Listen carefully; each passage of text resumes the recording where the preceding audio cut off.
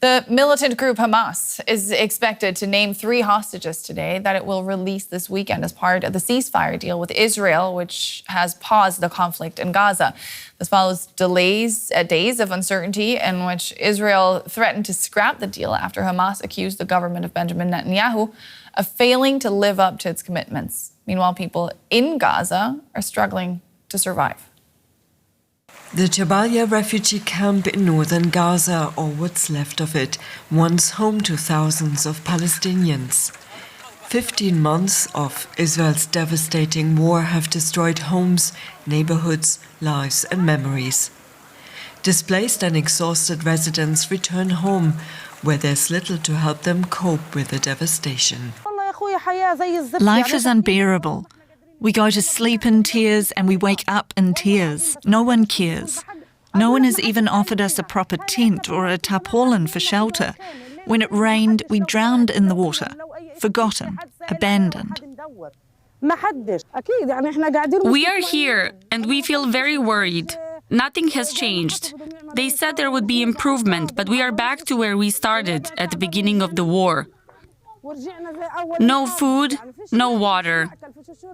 Everyone survives on canned food, and even that is scarce. After the war, this feels like a new war. As you can see, there are no houses, no water. We beg anyone, please bring us water. A water truck only comes once every 3 days. The United Nations estimates that clearing the rubble and rebuilding Gaza will take years and tens of billions of dollars. And that depends on whether the ceasefire and hostage release agreement even reaches the next phase.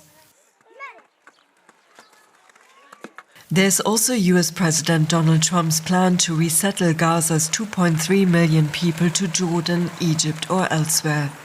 A plan the UN's human rights chief says would amount to forcible transfer under international law. We only hope that life returns to normal, that clinics open again. We want food and water to be available again, or just restaurants to even eat a simple falafel. But now there's no income, no work, as you can see. We are the living dead, and we don't even feel it. What we have endured, no one should ever experience. For 1 year and 4 months, the war crushed us. We felt death approaching every day and thought we would die. Uncertainty about the fragile ceasefire agreement is looming over the people of Gaza, and the future over which they have little say. Jorge Moreira da Silva is head of UNOPS, the agency dedicated to implementing humanitarian and development projects at the United Nations. He visited Gaza yesterday and told me what he experienced. What I've seen in Gaza, and it's the second time that I go to Gaza during this wartime, was devastation, massive destruction of infrastructure. I also saw improvements on humanitarian aid, which means that we really need to do everything we can to preserve the ceasefire. The ceasefire succeeded in getting more humanitarian aid. For instance, on fuel, which is distributed by UNOPS, we went from 100,000 liters per day to 1.3 million liters per day.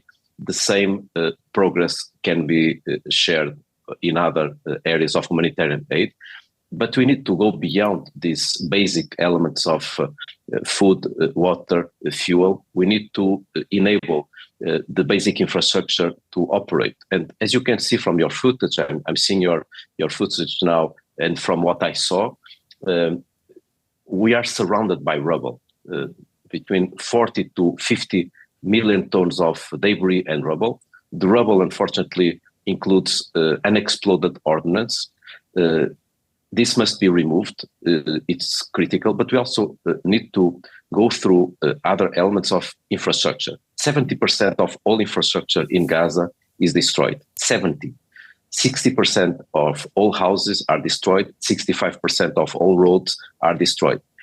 The cost that would be required to respond to the destruction of infrastructure and housing, according to the World Bank and the EU, is on the order of $30 billion. And it's fundamental that we commit to provide humanitarian aid in the short term, but we also create the conditions for early recovery. I'm not talking about reconstruction. Reconstruction is critical. I'm even talking about early recovery. Basic what should that recovery look of like, early sewage. recovery? I'm assuming it's too early to talk about reconstruction because this war has not officially ended. We're in the middle of a very shaky ceasefire right now. But what could be an immediate response? Being very practical, what is the list of needs on early recovery? Removal of rubble, rehabilitation of roads, rehabilitation of water and sanitation networks, rehabilitation of the electricity grid, putting the power plant functioning, and ensuring that we have also conditions to demine, to remove the unexploded ordnance. These are enablers for reconstruction. And I know that very often we tend to put the things in dichotomy, which is nothing can be done until the war ends, or others jumping directly to conversations about reconstruction. I would say that today it's critical to provide all humanitarian aid, emergency aid, but also to create the conditions through early recovery. Let me give you one example. I visited the European hospital in Gaza yesterday, and the European hospital is functioning without any connection to the water system. So they are drilling water from their neighborhood without any safety. The water is not safe and sustained. They don't have electricity because there is no connection with the grid. And they used to have solar panels, and with the war, the solar panels are gone. So they rely on fuel. The generators that transform the fuel into electricity are broken, and the spare parts cannot be brought to Gaza because they are forbidden. So you can see the storm, which is without electricity, without water. The hospital is functioning on their knees without the proper conditions.